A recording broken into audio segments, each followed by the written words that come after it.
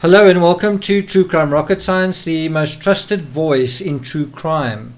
So we've just found out earlier today that Chad Daybell has been charged, and interestingly his bond was set at $1 million, the exact same amount as Laurie's bond. And what that is telling us is that the although it's not admitted in the actual charges, the courts are kind of assuming a similar level of sort of egregious conduct or some kind of egregious intent in terms of the bond amount corresponding in the way that it does. Obviously, the bond doesn't correspond to the nature of the charges in terms of possibly interfering with human remains. But if you take the circumstances of the case into consideration, the fact that it's the children of someone he married recently and that those children disappeared and that they're still missing, well, it's pretty serious. Also the fact that the remains appear to be those children. In fact, it's very unlikely that they aren't those children. So we faced with the question: what actually happened here? What is the situation? If something happened to those children, who did what, when, why, how? What is the manner of death? Were the children killed at the same time? Did one person kill one child, the other the other? Was it what actually happened, and who killed whom? Was the one person unaware of it? Did the one person sort of manipulate the other into doing something? What actually happened? And that is what makes this case really both horrific, but also very very complicated, very confusing, very unusual. At the same time that this is happening, I do want to contrast what has happened. There's been a search for these missing children for less than a year, and now their remains have been discovered. And then you have on the other side of the world, elsewhere in the world, Madeleine McCann, who has been gone for 13 years, and only now, 13 years later, is there a little bit of acknowledgement in the media that, well, maybe she's died, maybe she's no longer alive. Well, where are her human remains? And there's apparently some consternation from the parents who believe that she's still alive, or who say they believe that she's still alive, and they are upset with the German government or the German authorities, who are saying they're very sure that Madeleine's no longer alive. Well, how do they know? Based on what? So that is something I'm going to be dealing with a little bit later. I don't want to deal with it right now. I'm still waiting for it to filter through all the the McCann Circus news, and then I'll deal with it. But if you're interested in this kind of coverage and you're new to this channel, please subscribe, like, share, leave a comment, and let's get started. Okay, so in this particular episode, I really want to focus just on one area. I mean, there's so many facets to look at, but the area I want to focus on in this episode is really just the location of the human remains, right? So we're going to do it in two ways. The one way is we're just going to sort of slowly, frame by frame, sort of zoom in on the location in Idaho. It's a property called 200 North, 1900 East. and it is in the sort of continental USA. And as we zoom in, we can see that it is kind of not that far from a true crime neighborhood that we know very well, which is Colorado. Grand Junction was, and Utah, Grand Junction and Idaho was also a route that Crystal Kenny drove to visit her lover and later convicted murderer, Patrick Frazee, in Florissant, and that's not far from Colorado Springs, which is where the gun and store case is played out, and then not far from Colorado Springs is Frederick. So all of this is kind of in the same sort of neighborhood, if that makes sense.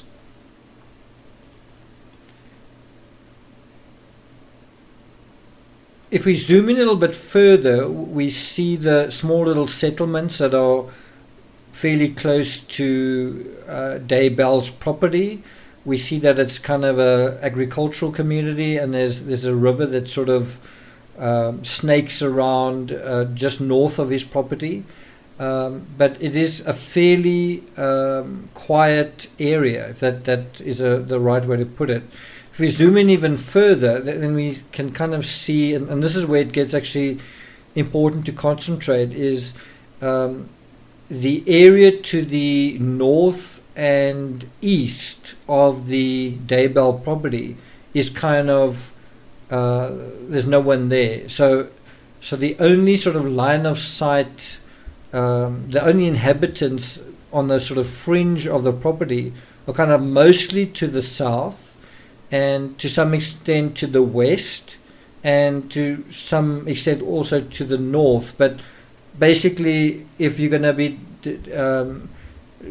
hiding away remains or burying dead bodies, you've got to worry especially about your neighbors across the road, as I say, to the south and to the west. And so it would make sense to not bury human remains on the west, and that's exactly what we see, is that the remains are on the east side of the property, the east side of those structures, and it also appears to be somewhat to the north. And the question is, how far to the north? Is it right on the periphery or not? And so I'm going to take you through that again in a bit more detail. And what we're going to do is just go through a more fluid version of Google Earth, and then we're going to zoom in even closer. So let's start off by sort of looking at the Earth, and are we going to go a bit closer?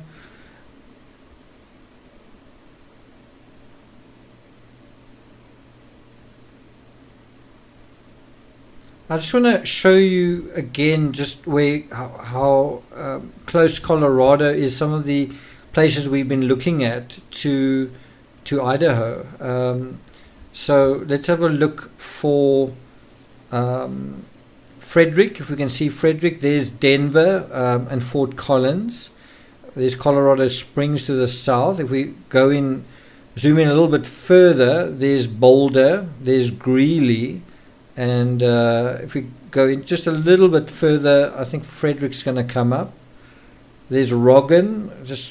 Let's go down a little bit. Let's go down. There's Hudson and Brighton, Platteville, Frederick. There we go. Now we're going to just zoom out just to locate ourselves. So going from Denver to Idaho. So it's basically the neighboring state, and Idaho Falls is where Crystal Kenny's phone pinged, Kelsey Barrett's phone pinged, but it was in Crystal Kenny's custody.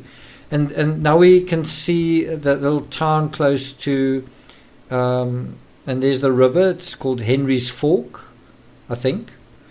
Anyway, you can see it's kind of a very agricultural area, not a lot of people, kind of farmland. with rivers and so on. And that block there on the right, that is kind of the property. Now look to the top half of that block, how deserted and empty it is. So now we're zooming in. That white shack is sort of part of the Daybell property. Now look at the section to the right and also above. That is where the human remains were found. And now look at the properties on the other side of the road, running down to the south. And then there's also that one property directly opposite on the left to be concerned about. There are a couple of trees that are providing some interference with line of sight in that particular area, but your best place to bury the body would really be in the sort of center area and slightly behind that building or to the side of it. Obviously, depending on what time of day you're doing it, but what about this pond that is situated there?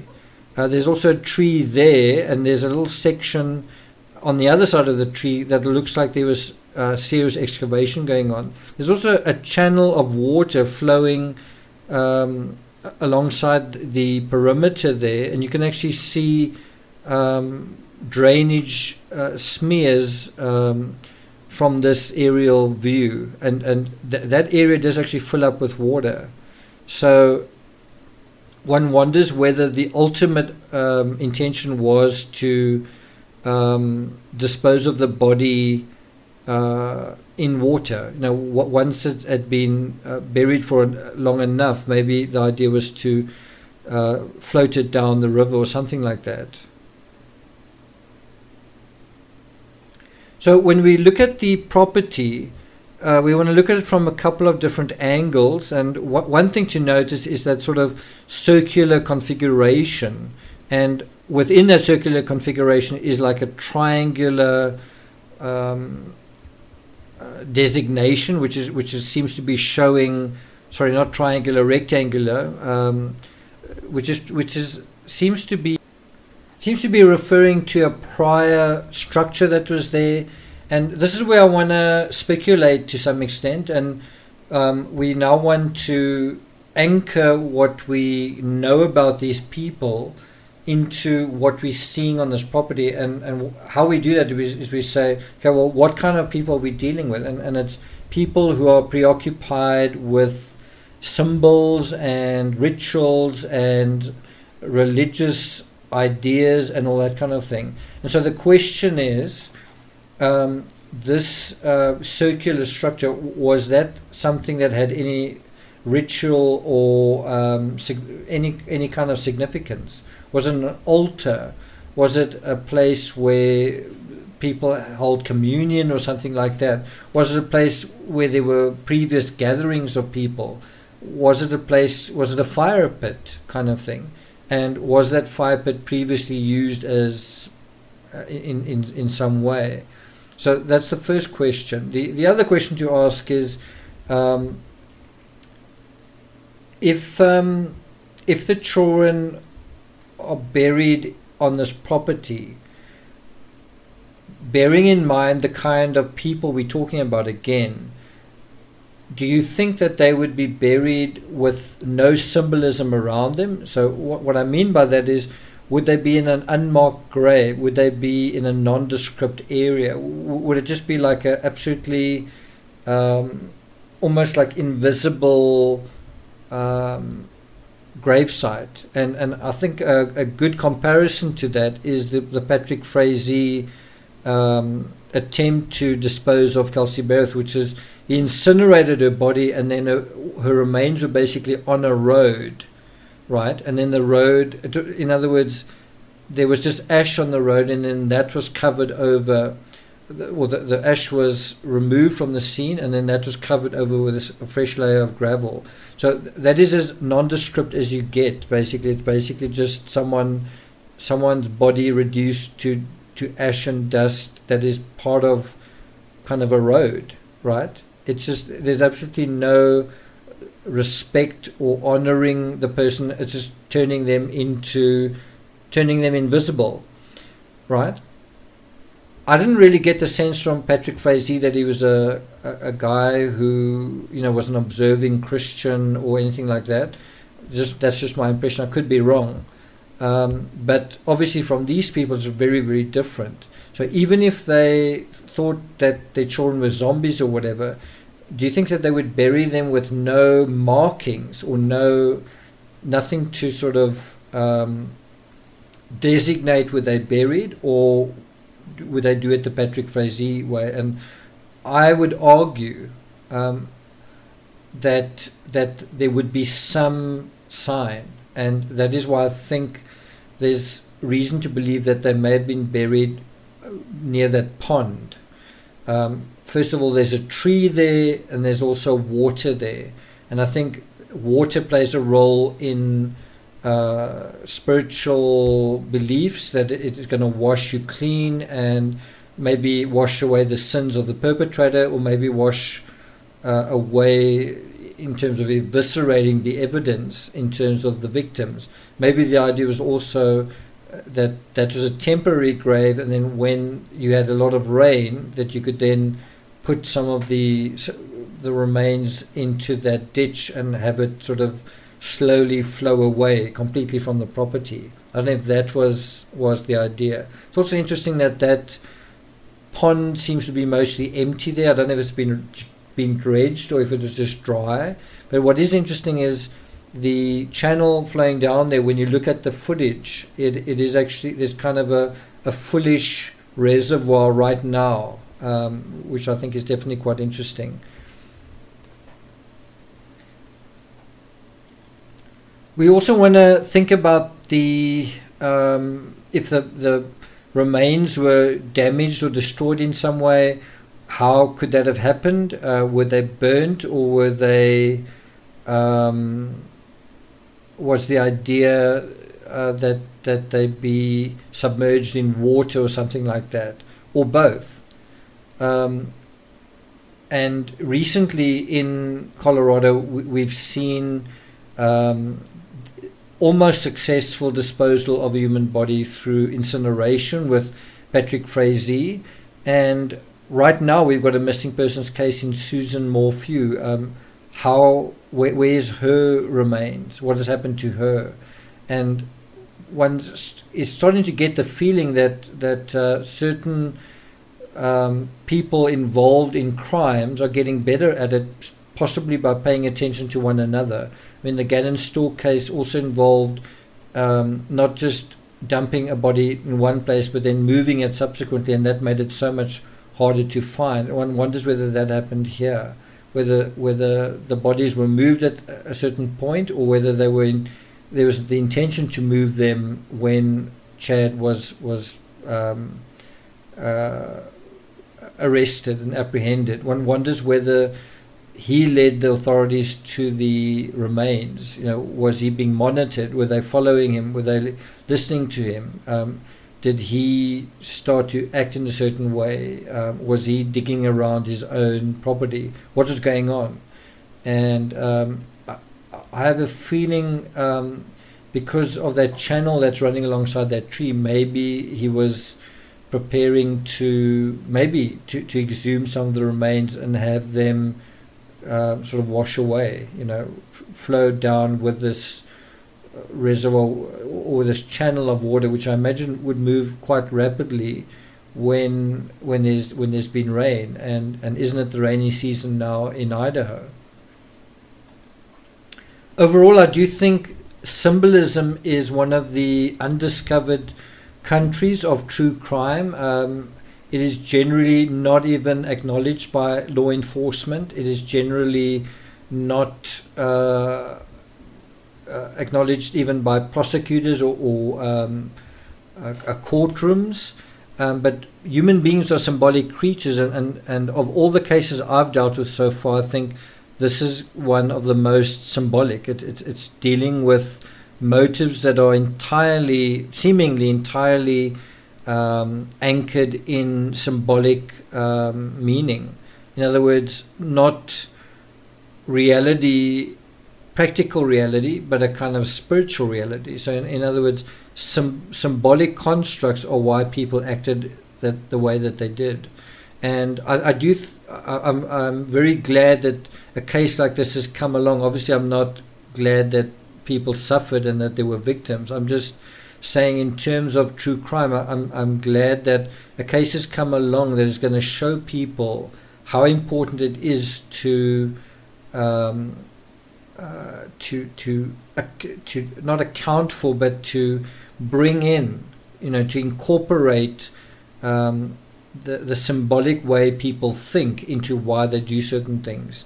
In my other books, I talk about social death, and to some people it's a completely foreign concept, but social death is very real to you.